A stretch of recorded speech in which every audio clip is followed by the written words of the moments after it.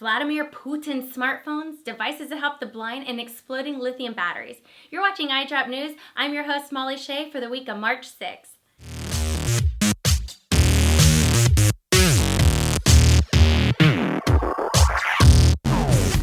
Lithium-ion batteries power our tech-driven world, but are these batteries safe?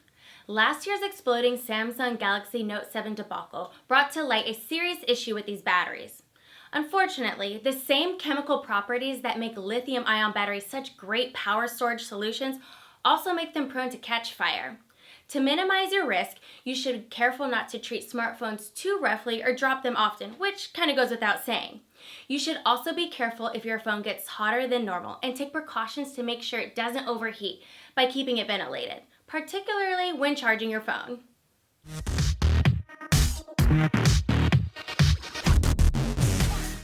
It looks like Spotify is continuing to outpace Apple Music with 50 million subscribers. On Thursday, Spotify tweeted they had reached their 50 million subscriber mark. Since launching in 2008, amazingly, the Swedish company has yet to turn a profit. The company is reportedly getting ready to unveil high-quality, lossless audio streaming service dubbed Spotify Hi-Fi for an extra $5 to $10 a month, according to The Verge. Hopefully they'll be able to cash in on this hi-fi service. Cash me on high five.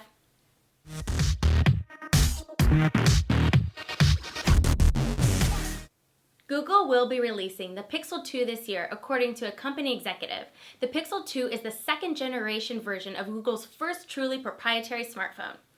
The current Pixel represented Google's first push into the premium smartphone market. Even though Google hasn't released any information about the Pixel 2's launch date, the first-gen Pixel was unveiled in October. Still, no matter the exact release date, it's safe to say that the Pixel 2 will face some stiff competition from the iPhone 8.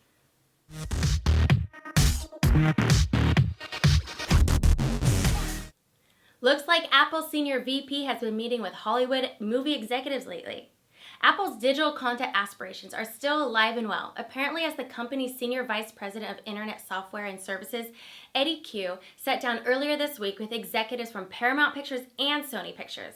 Apple is slated to produce an abundance of original TV content, which will reportedly be exclusive to either Apple TV or Apple Music, and should even begin to grace living rooms and Apple Music subscribers possibly early this year.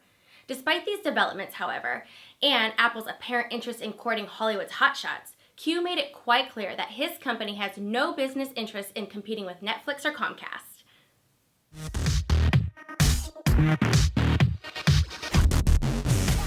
There is a new haptic language tech that guides the blind through city streets.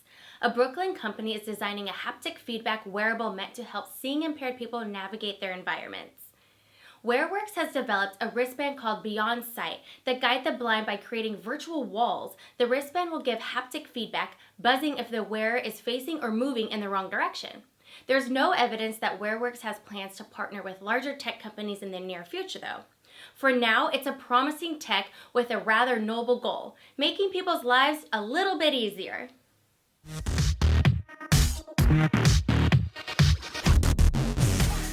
So a hazardous bug ironically discovered in Mac antivirus software. Google's security researchers have discovered a bug in Mac antivirus software that exposes Macs to remote hacking.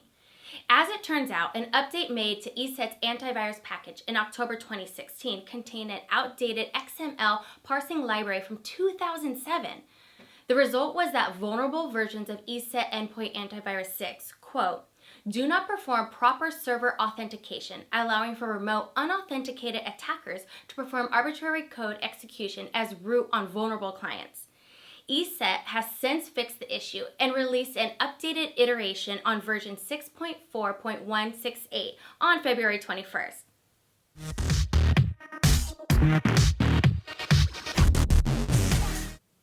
A bizarre Vladimir Putin-inspired Nokia 3310 will soon be available. Lucky you!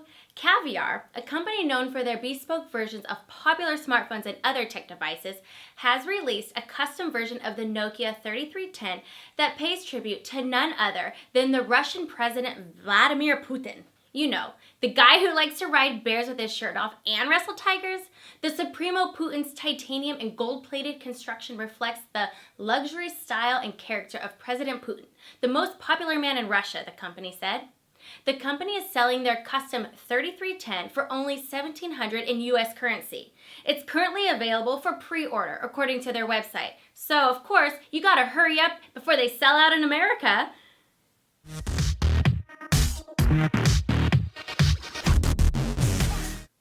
Apple has lent their support to a transgender student's fight against his school district over which restroom he may use. Cupertino signed on to a Supreme Court brief in support of the Virginia student Gavin Grimm. The Human Rights Campaign is urging the Supreme Court to rule in favor of Gavin Grimm, which could ultimately decide the bathroom issues across the country. This isn't the first time that Apple has lent its support to transgender issues. In March 2016, Apple CEO Tim Cook joined more than 80 executives who petitioned for lawmakers in North Carolina to repeal a law that forced transgendered students to use restrooms inconsistent with their gender identity.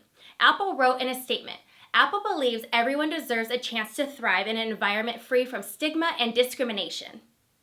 Go Apple! That was fun. I hope you enjoyed watching. We'll see you next time on iDrop News.